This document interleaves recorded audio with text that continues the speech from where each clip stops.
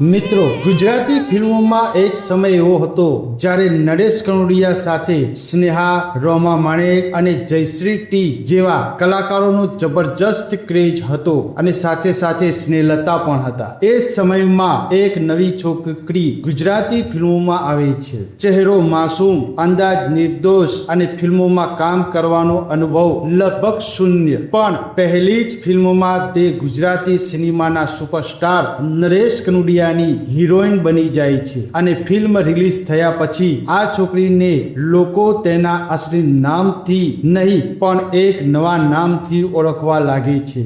એ નામ હતું મીનાક્ષરી. પણ મિત્રો, શું તમને ખબર છે મીનાક્ષરી તેમનું અસલી નામ જ નહોતું? તો પછી તેમનું સાચું નામ શું હતું? તેમને ફિલ્મોમાં લાવનાર કોણ હતા અને પહેલી જ ફિલ્મ પછી તેઓ આટલા લોકપ્રિય કેવી રીતે બની ગયા? આજે શરૂ કરીએ છીએ મીનાક્ષરીની ફિલ્મી સફરની કહાની. પણ એ પહેલા વિડીયો ગમે તો એક લાઈક કરી દેજો અને અમારી ચેનલ પર નવા આવ્યા હોવ તો સબસ્ક્રાઇબ જરૂર કરજો. ચાલો શરૂઆત કરીએ.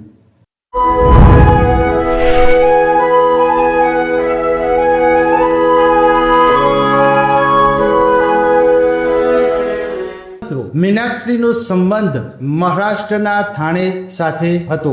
નાનપણથી જ તેમને ડાન્સનો ખૂબ શોખ હતો. સ્કૂલમાં ભણતી વખતે તેઓ ડાન્સ અને નાટકોમાં ભાગ લેતા. સ્ટેજ પર પરફોર્મ કરવા તેમને ખૂબ ગમતું અને કદાચ એ જ ડાન્સ એક દિવસ તેમની આખી જિંદગી બદલી નાખવાનો હતો. એક કાર્યક્રમમાં મીનાક્ષરીનો ડાન્સ ગુજરાતી ફિલ્મોના જાણીતા નિર્માતા ગોવિંદભાઈ પટેલે જોયો. મીનાક્ષરીનો ડાન્સ તેમને ખૂબ પસંદ આવ્યો. તેમણે મીનાક્ષરીને મળવાનું નક્કી કર્યું. મુલાકાત થઈ, વાતચીત થઈ અને પછી ગોવિંદભાઈ પટેલે મીનાક્ષરીને ગુજરાતી ફિલ્મોમાં કામ કરવાની ઓફર કરી. મીનાક્ષરી માટે આ એક મોટો નિર્ણય હતો કારણ કે તેઓ ફિલ્મ ઇન્ડસ્ટ્રીનો ભાગ નહોતા. પણ તેમણે આ તક સ્વીકારી અને પછી શરૂ થઈ એક નવી સફર. ગોવિંદભાઈ પટેલની ફિલ્મ હતી રાજ રાજવન. આ ફિલ્મોમાં મીનાક્ષરીને નરેશ કનોડિયા સાથે કામ કરવાની તક મળી. મિત્રો, એક બાજુ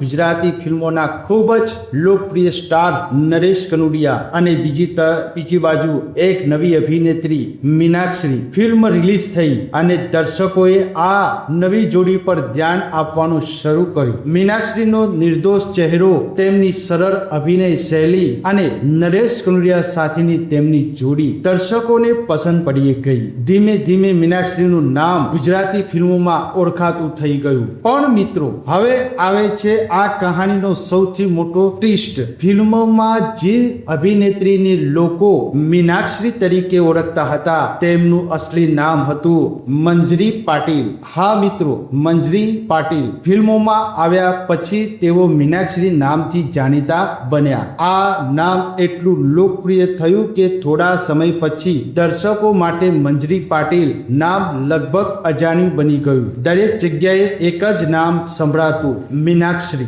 રાજ રાજવન પછી મીનાક્ષરીની માંગ વધી. નરેશ કનોડિયા સાથે તેમની જોડી દર્શકોને પસંદ આવી હતી એટલે દર્શકોએ ફરીથી આ જોડીને પડદા પર જોવા માંગતા હતા. ત્યારબાદ મીનાક્ષરીએ નરેશ કનોડિયા સાથે અનેક ગુજરાતી ફિલ્મોમાં કામ કર્યું. સાથિયા પુરાવો હો રાજ, ખોડિયાલ છે જોગમાયા, મહેંદી મારે હાથ, પ્રીત પાંગડે, ચોરી ચોરી, રઢિયાળી રાત અને હાલો આપણા મલકમાં. આવી ફિલ્મોએ મીનાક્ષરીને ગુજરાતી સિનેમામાં વધુ મજબૂત ઓળખ આપી અને હવે મીનાક્ષરી માત્ર નવી અભિનેત્રી નહોતી, તેઓ ગુજરાતી દર્શકોની પસંદ બની રહી હતી. પરંતુ મિત્રો, અહીં એક સવાલ છે. પહેલી ફિલ્મોમાં સફળતા મળી, નરેશ કનોડિયા સાથે જોડી હિટ થઈ અને મીનાક્ષરીનું નામ ઘર ઘરમાં પહોંચવા લાગ્યું. પણ શું તેઓ માત્ર સુંદર ચહેરા તરીકે જ ઓળખાયા? એક પછી તેમણે પોતાના અભિનયથી પણ કંઈક એવું કરી બતાવ્યું જેના કારણે તેમને મોટું સન્માન મળ્યું. આ સવાલનો જવાબ છે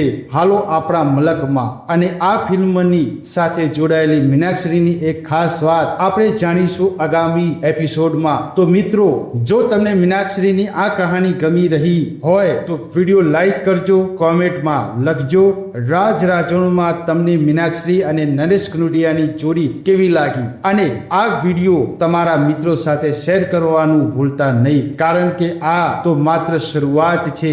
આગળની કહાનીમાં મીનાક્ષીની લોકપ્રિયતા વધુ વધવાની છે અને એક એવું સન્માન મળવાનું છે જે તેમની કારકિર્દી માટે ખૂબ ખાસ બની ગયું. એપિસોડ 2 માં મળીશું. હું છું વોઇસ આર્ટિસ્ટ રિતેશ કુમાર. ત્યાર સુધી જય માતાજી.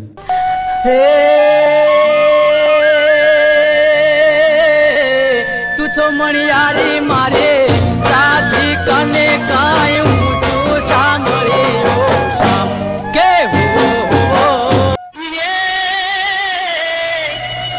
મણિયારો આયો ના ઘરના હે ઓગળે ને ખો